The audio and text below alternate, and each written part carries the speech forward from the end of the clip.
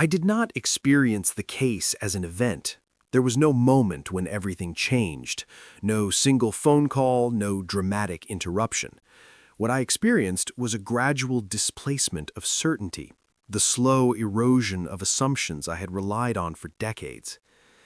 Daniel Harper disappeared without violating any law, which is why the law struggled to notice. Adults are allowed to vanish.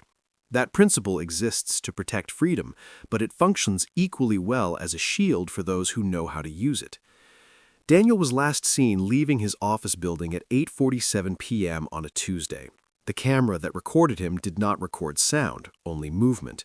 He walked normally. No one followed him closely enough to raise suspicion. The footage ended where the sidewalk met the street. Beyond that, the city resumed its anonymity.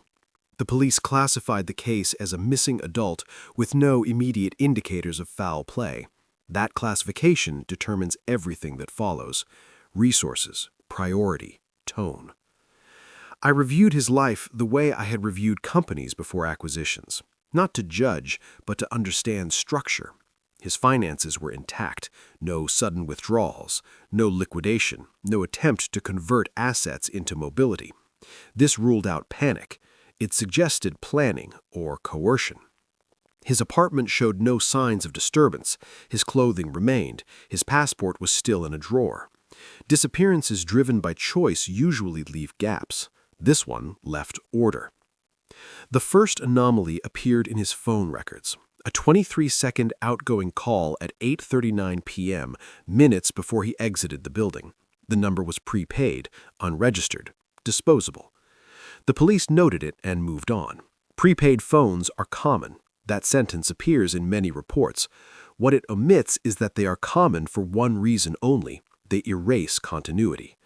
23 seconds is not enough time to explain anything. It is enough time to confirm something already agreed upon. As the investigation progressed, it became procedural. Detectives changed. The language in reports softened.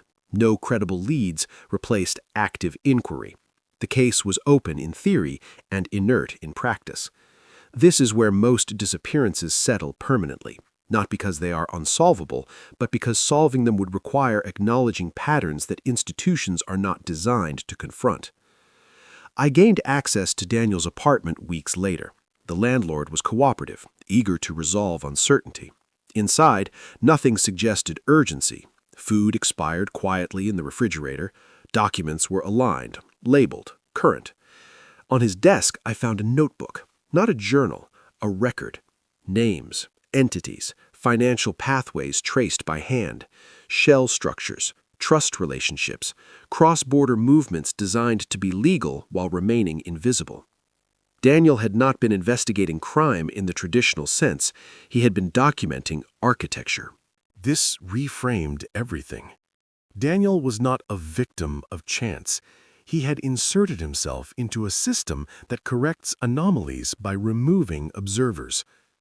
There was no sign of violence, because violence creates evidence. This disappearance created compliance. I withheld the notebook from the police, not out of distrust, but out of recognition. Institutions protect continuity before justice. Introducing systemic risk into an investigation ensures it will be neutralized, quietly, legally. I began my own reconstruction, not as an investigator, but as an analyst. Who benefits from silence? Who loses from exposure? Who has the capacity to erase a person without triggering alarms?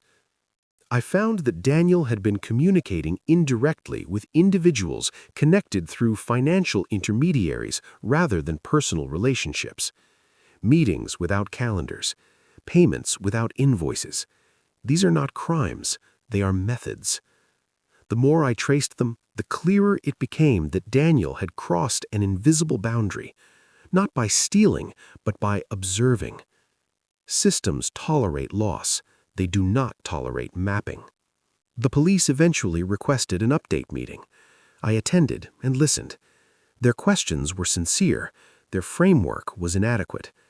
They searched for motives that fit existing categories: robbery, personal conflict, mental health. None applied.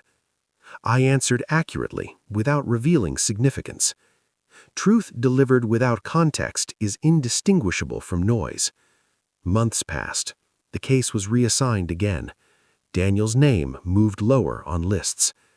That is how disappearance becomes permanence, not through concealment, but through normalization. I continued quietly, not to recover him, but to understand the mechanism that made recovery irrelevant. Eventually, I reached a conclusion that did not require confirmation. Daniel had been removed as a variable, not punished, not silenced emotionally, simply excluded. His absence stabilized something larger than himself. That is why no body appeared. Bodies provoke questions. Absence provokes accommodation. The police case never solved was not unsolved because it lacked evidence. It was unsolved because the evidence pointed away from individual culpability and toward structural intent. Law enforcement is designed to confront people, not systems. Systems respond to scrutiny by adjusting exposure, not by defending themselves. There was no final confrontation, no revelation, no resolution. Daniel Harper exists now only in records that will never be cross-referenced. The police file remains open in status and closed in function. I retain copies of what matters, not because I intend to act, but because understanding is its own obligation. This account is not a confession of failure or a call to action. It is a report, a record of how disappearance can occur without crime, how removal can be mistaken for mystery, and how certainty erodes not through chaos, but through efficiency. The system worked. That is the most disturbing conclusion of all.